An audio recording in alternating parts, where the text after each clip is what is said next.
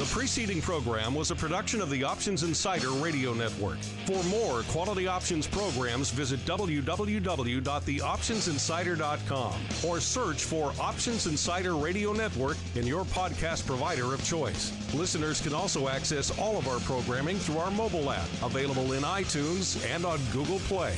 Don't forget to follow along with your favorite programs and submit your own questions for the hosts at twitter.com/options, facebook.com/The Options Insider, or via questions at theoptionsinsider.com. Our last panel of the day features Henry Schwartz, owner of Trade Alert, a firm that provides specialized market intelligence to professionals in highly automated and fragmented securities markets.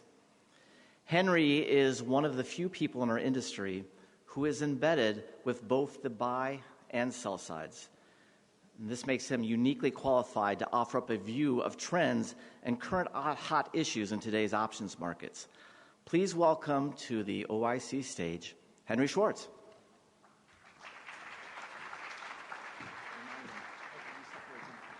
That's right. So I get to follow Gary Katz, and I'm in front of cocktails, which has got to be the crappiest position to be in.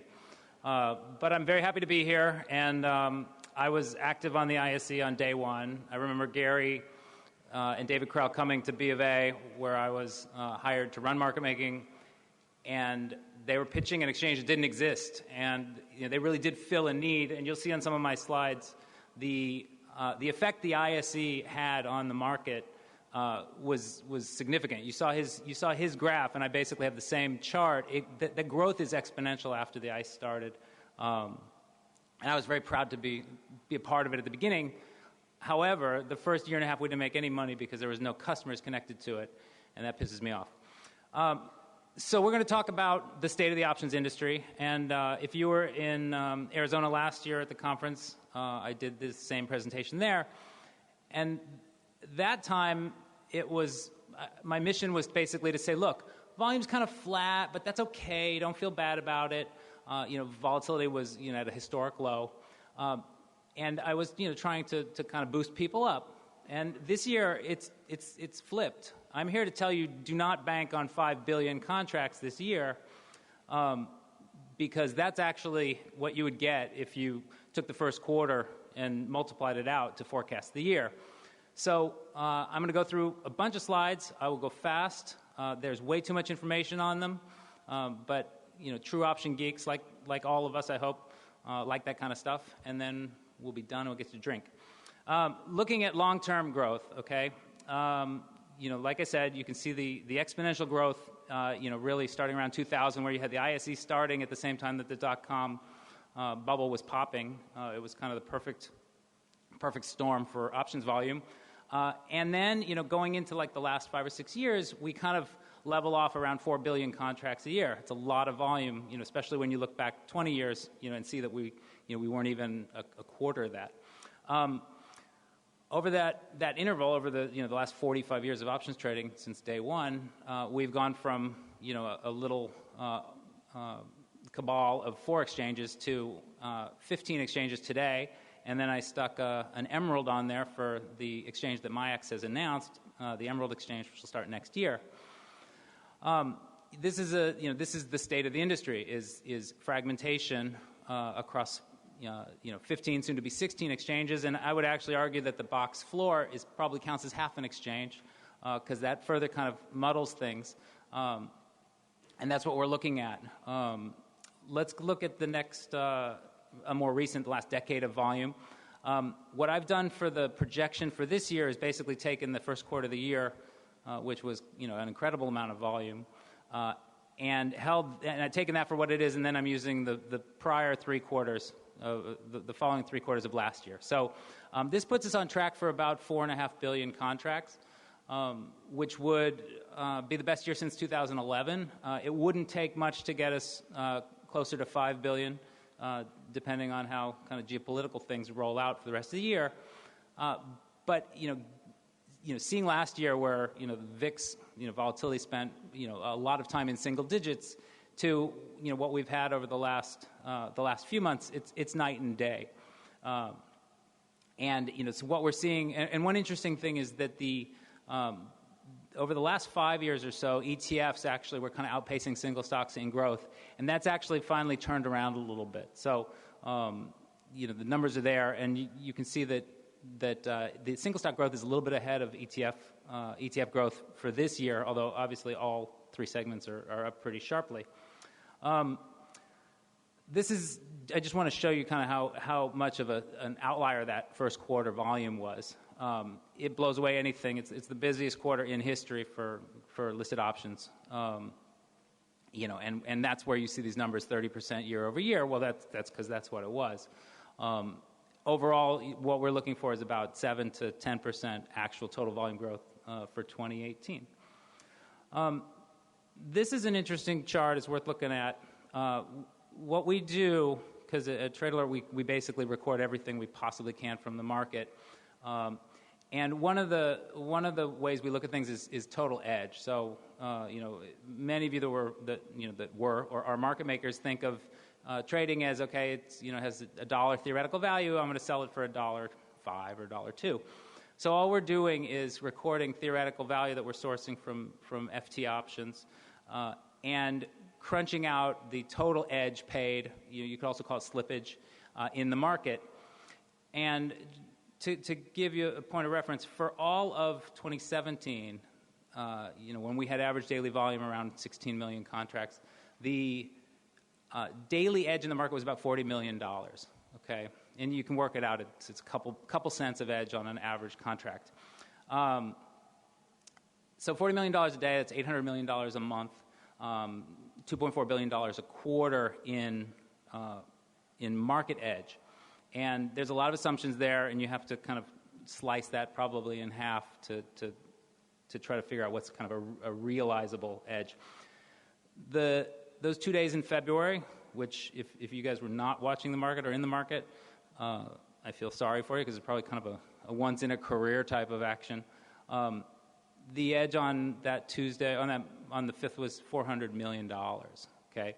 And it was about $300 million the next day. So, basically those days were the equivalent of 10 days, making that first quarter of the year about triple the typical edge available.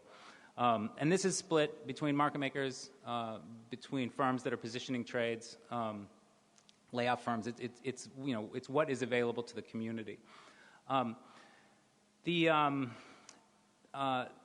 then you can actually see not only did the volume explode, which is what the bars are, but the line there is basically showing you the average edge in pennies on a trade. So you had an explosion in volume, and you also had an explosion in the amount paid over or sold under value in the trading activity.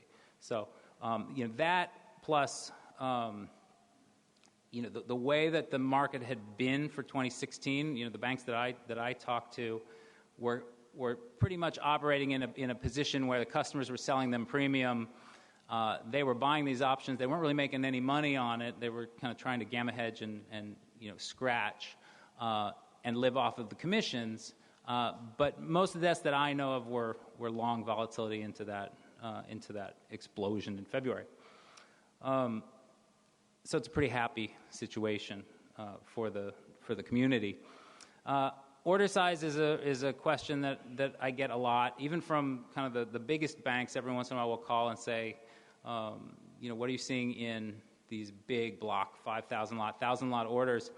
And I know when I get that phone call that it's a desk that's kind of maybe not doing as well as they thought that they would be, and they're trying to figure out maybe this high touch business is really starting to get siphoned off by the smart router, the algorithmic stuff, which is picking up steam, obviously. What this shows, basically, the light blue area is 100 lots and down. So you see about 60% of the market is small orders.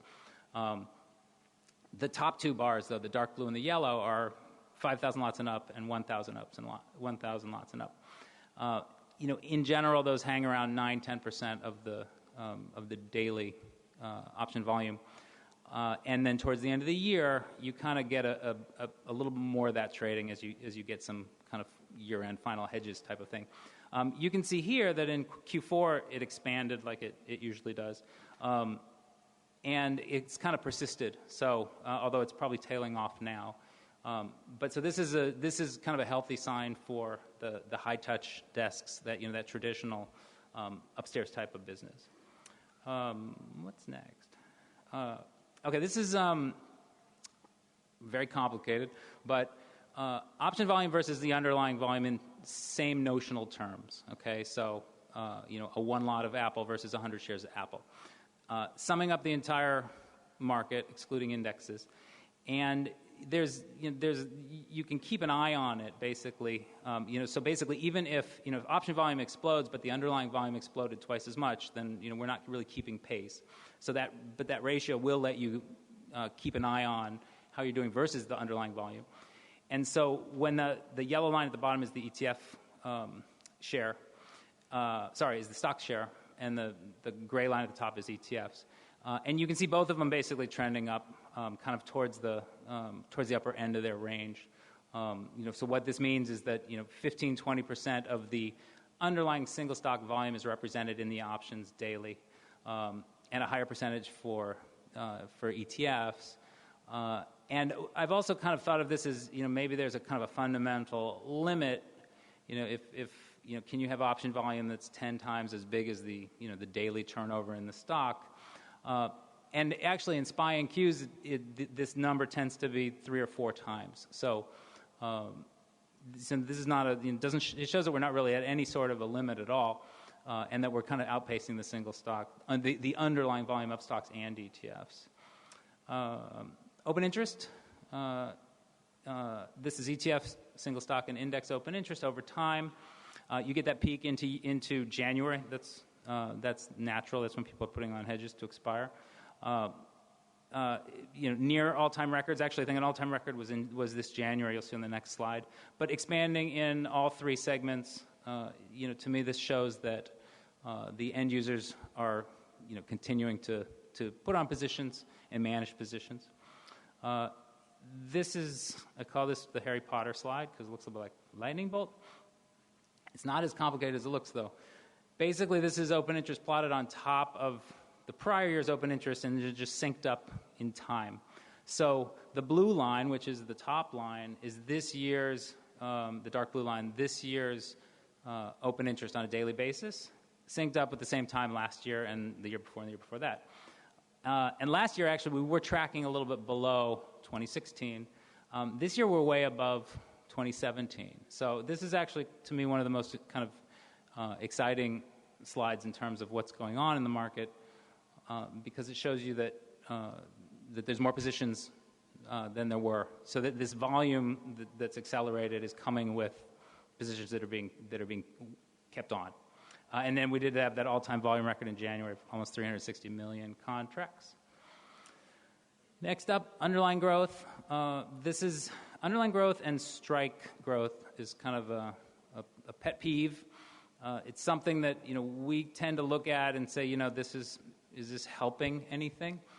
Because over the last 5 years, when everybody was like, geez, volume's kind of flat, which is a little disappointing if you're looking for growth, and there were more underlyings being listed with options on them.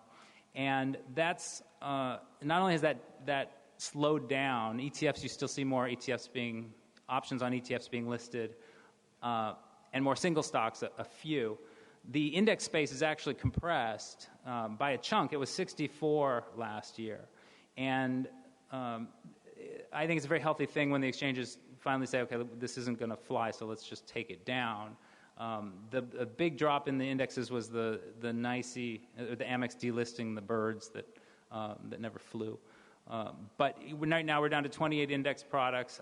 SPX and VIX are dominate. However, you have Russell, you have NASDAQ. You have a handful of other indexes that do trade and are available to people. Looking at strike growth, this is kind of one of the most extreme slides, and although it kind of slowed, there's still a lot of growth there. This is showing that over the last 10 years, the number of listed tradable options has gone from about 200,000 individual contracts to almost 900,000. Okay, this is weeklies. This is dollar strikes. This is more listings. At the same time, the market has gone from 5 exchanges, which is the beginning of this, to 15 exchanges. So you got 900,000 contracts to trade, to quote, and you have 15 exchanges to manage your quotes on, more or less, which is an enormous load for a liquidity provider. And that plays into kind of the, my next, point, which is volume is spectacular this year so far. Volatility, everybody kind of, it seems to be in a happier place with, but the market quality is concerning. There was a story that the Journal ran recently, basically looking at quote width, looking at quote size over time, and saying this is a problem. And this is probably the biggest debate that that I get into with people is, and I'll show you, I think on the next slide. We're going to come back. We'll come back to it. But market quality is an issue, and lit quotes versus execution quality is a different story. Exchange landscape, similar to last year, although MIAX has another box because they're launching Emerald. And the box, I think, should have a half a box under the box, which would be their trading floor. And I actually have not been there, but had a trader that I know mention that they were setting up an operation there. So, although their market share has kind of held around just under 2%, and everybody kind of scratched their head when they said they were opening a floor, there may actually be something there. The percentage of the market that goes up in maker-taker versus the PFOF markets is incredibly constant. It barely moves a percent year over year. And Boris Ilyevsky, a good friend of mine who ran the ICE after Gary was gone, actually, had a tweet recently when MIAX announced Emerald saying that these new exchanges, which everybody's kind of like, we used to have these panels, how many exchanges is too many? I think we started when it was like 8.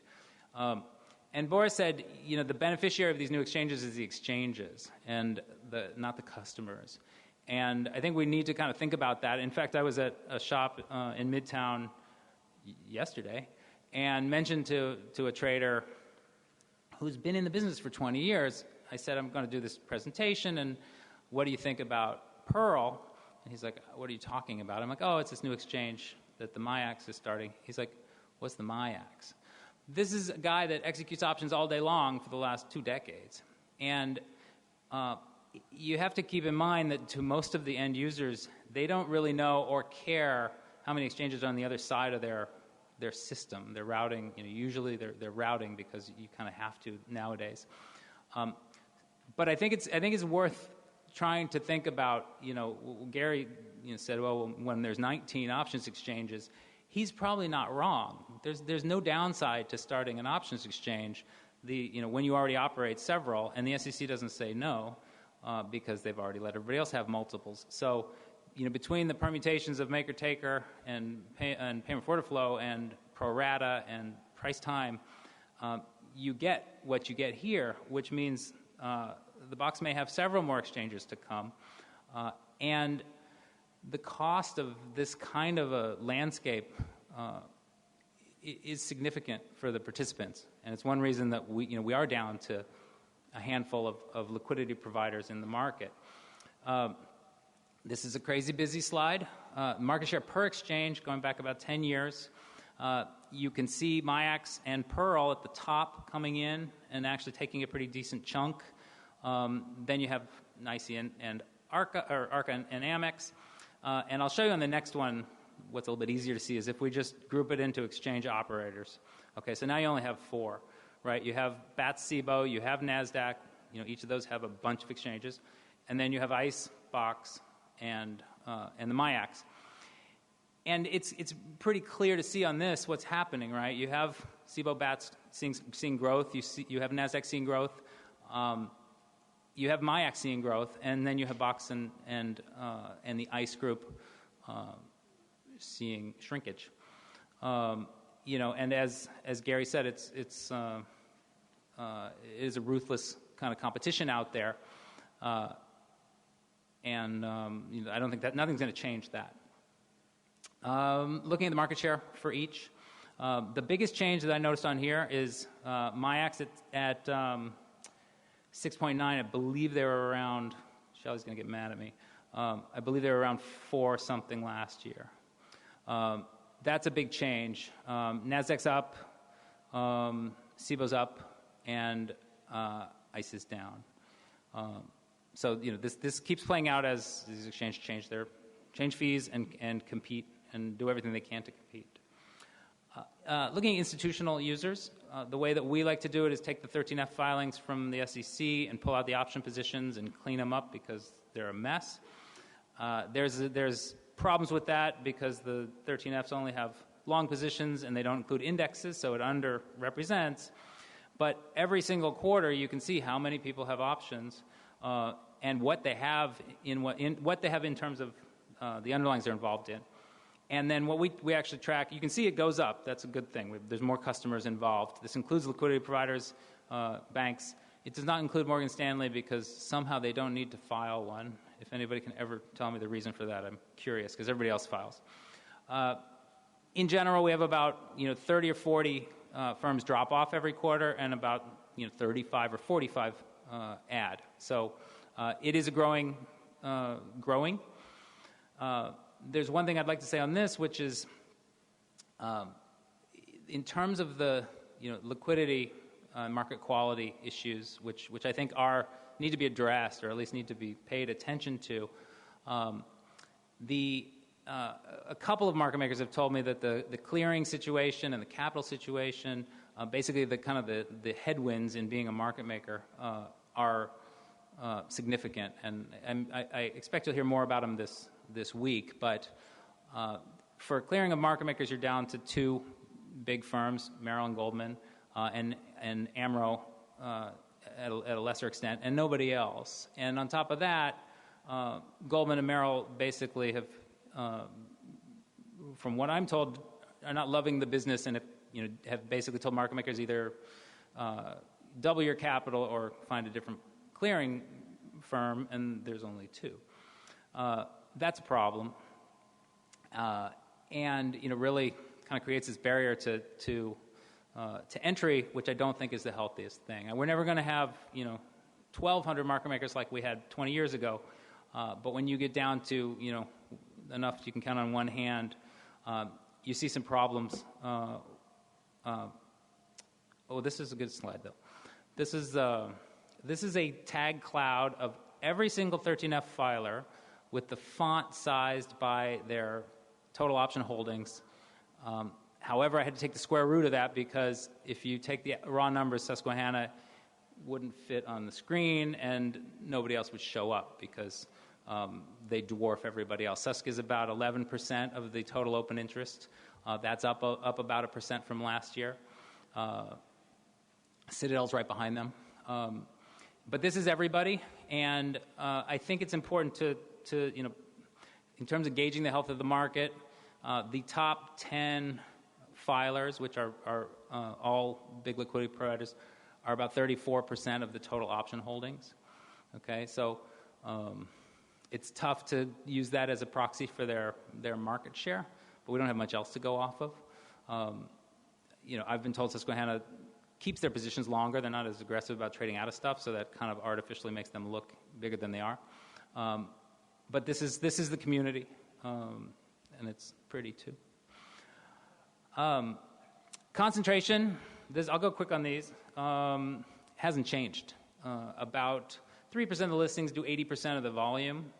It hasn't changed noticeably in a few years, which means out of 4,300 listings, about 4,000 of them barely trade, and that's a problem, and it kind of plays into this market quality issue because When they don't trade, the quotes are not competitive because the liquidity provider is like, well, why am I going to make a tight quote on something that's not going to trade?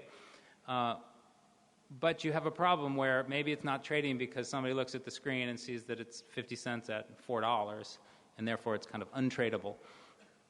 And then looking at the premium concentration, so where the dollars are actually changing hands, you actually see SPX, because it's such a high notional value index, is almost half of the daily dollar premium in the market. So it's a separate animal, that kind of business. And I think that this concentration issue that we have, either more names could be delisted or the exchanges, and this is talked about it each year, need some incentives to try to help the liquidity providers show some tight markets. Alternative expirations, weeklies basically, were started about 8 years ago, are now 32% of the daily option volume. Okay, the little blue line at the bottom is quarterlies; those trade too, so month-end options. But weeklies are incredibly successful.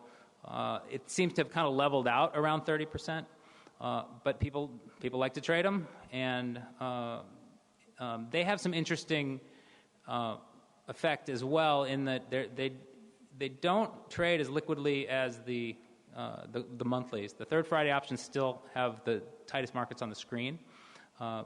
The weeklies show up, they're wide until kind of they have about a week left to go. But people like to trade them, and they're incredibly popular. And now you have Monday and Wednesday weeklies in a couple of products, and I'm kind of hoping that that's good enough. We don't need to list dailies if you have every other day options. Complex orders, the automation of complex orders, which was one of the things the ISE pioneered, is now pretty much available on most exchanges. Complex order activity, the yellow section, the orange is indexes, okay, primarily SPX and VIX. About 70% of the volume in indexes is spreads.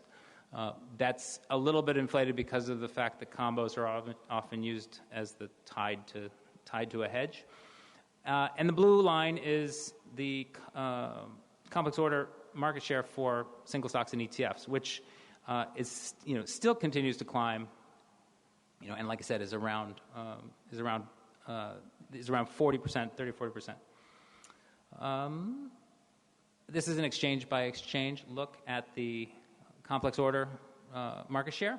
So you can see, actually, kind of amazingly, on the ISE, 70% of their volume is trading in the form of complex orders. This is a combination of complex order book, the regular trading book, and the open outcry floors.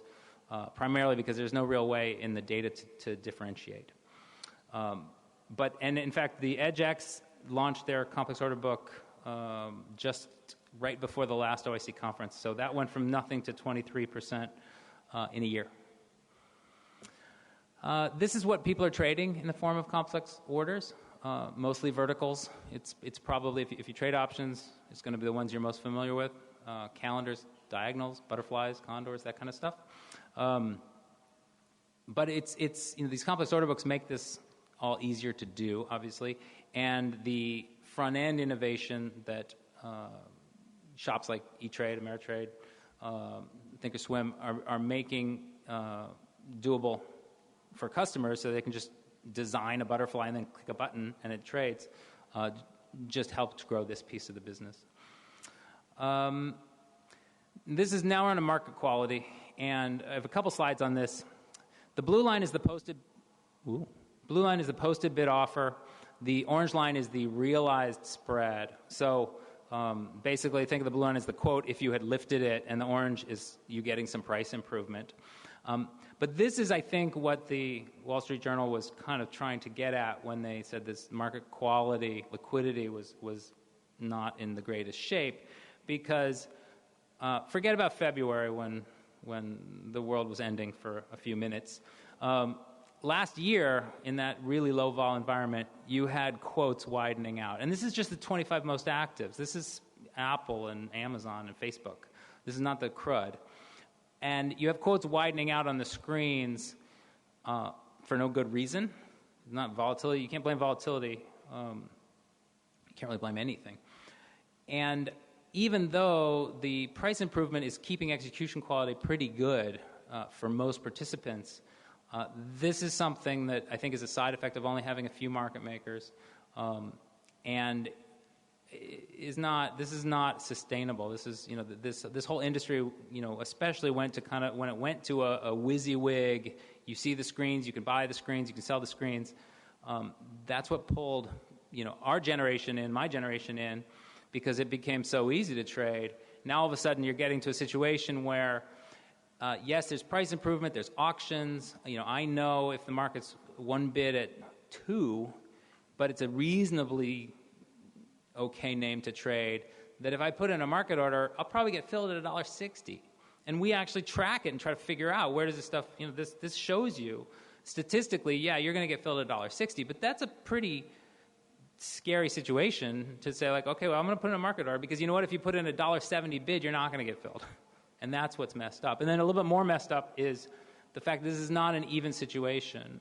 If you're trading through one broker, you may have that experience. And if you're trading through a different broker that doesn't have the same price improvement deal with the wholesaler, you may pay $2. So that's not a comfortable situation. I'm going to hurry up because we're almost done. Now this is, I call it when the wheels came off the bus. This is the afternoon of February 5th, okay, when the levered VIX products were on their way to implosion. This, the blue line is the SPY 1-month straddle. It's actually like an average of February and March, but it's hanging around the bottom because it's a dime wide. It's a nickel, it's a dime because it's a SPY straddle. At 250, it's $3 wide. Okay, that's the disaster happening, and you can see the orange line is the bid offer on SPY. So the bid offer did go from 2 cents to 8 cents. That's also a big deal. But if the underlying bid offer blows out, 4x, why is the option posted bid offer blowing out 30 times? And that happened. And I think that's where you lose customers forever, because if somebody gets liquidated in that type of a situation, they're done. We are almost done. So the big themes for this year: Q1 volume record, and profitability with it. It's really, I'm sure some people got hurt, but in general, it was an incredible first quarter. I think it's safe to say the volatility regime has changed finally after a few years of vol being so low that nobody knew what to do, and every conference was, how can I harvest as safely as possible? Market quality is not as good as it used to be and needs some help. The new exchange from MIAX adds to this fragmented market. Now, we already have 15, so what's the difference if you have 16? But it all adds up, and if there's no real downside to throwing an exchange out there for the exchange community, it hurts the other side. It hurts the dealers. It hurts, in the end, it does hurt customers, because now you have broker dealers that have to connect to 20 exchanges and have memberships, and it's not really getting you anything. And then market makers are challenged. This clearing situation is a little bit dicey. Capital requirements, that there's the notional component of the way risk is calculated on market makers, which I did take a look at this time around, and I've never had to look at capital requirements for something like this before, is ridiculous. And the Fed knows it, and everybody wants to kind of change it, but there's not actually anything happening there. And internalization continues to be an issue. And when I was at a bank, when I was on the floor, and a bank would come down and say, "Well, I want to buy 2,000, and I'm going to sell half," and everybody worked it all out. That was internalization that kind of was negotiated, and we all could kind of peacefully coexist. That really went away with automation and purely anonymous trading, right? You lost all the relationship part of that. And now what you have is the exchange rules and the market structure permits so much internalization that the market makers do get starved out. And then what do? They widen out their quotes because they wonder why the heck they're making quotes that are 20 cents wide if all of the decent order flow is getting internalized right in front of them. So I think that's something that that needs to be looked at. And the amount of flow that goes into auctions that executes really at market makers' prices is something to look at. That's it. Thank you guys for your time, and have a fun conference.